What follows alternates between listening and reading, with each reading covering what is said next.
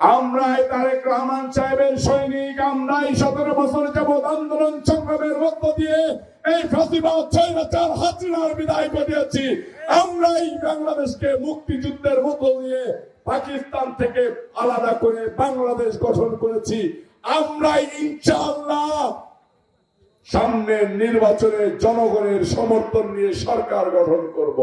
এটা আমরা প্রতিজ্ঞাবদ্ধ হয়েছেন। আপনারা ধানের শীষের খাদেম, আপনারা ধানের শীষকে জিতানোর জন্যই আপনাদেরকে এই ওয়ার্ডে মানুষ ভোট দিয়ে জয়যুক্ত করেছে।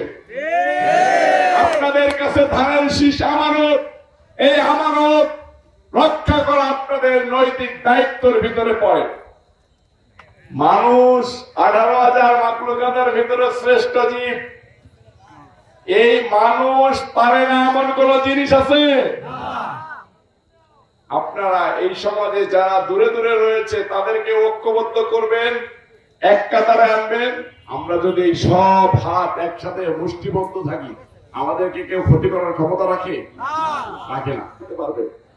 ধানের শীষকে জয়যুক্ত করা আমাদের নৈতিক দায়িত্বের ভিতরে পড়েছে। তাই আপনারা উঠান বৈঠক করবেন, ঘরে ঘরে যাবেন, আপনার আচার ব্যবহার, মায়া মমতা স্নেহ ভালোবাসা দিয়ে ধানের শীষের পক্ষে ভোট আনবেন।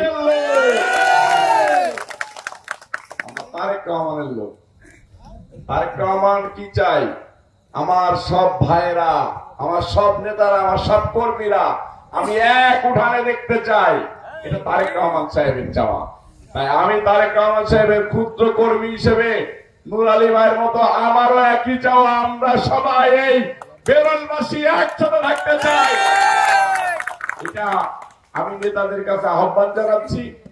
আপনারা যদি মনে করেন আমি তো নেতা হয়ে গিয়েছি, আমি কলারটা মুড়াই দিয়ে চলবো, ওই নেতাগিরি কিন্তু বেশি দিন থাকবে না। আমার দাদার মন থেকে কষ্টও চলে গিয়েছে, সমাজ থেকে জ্বরও চলে গিয়েছে। দাদার জন্য একটা হাততালি।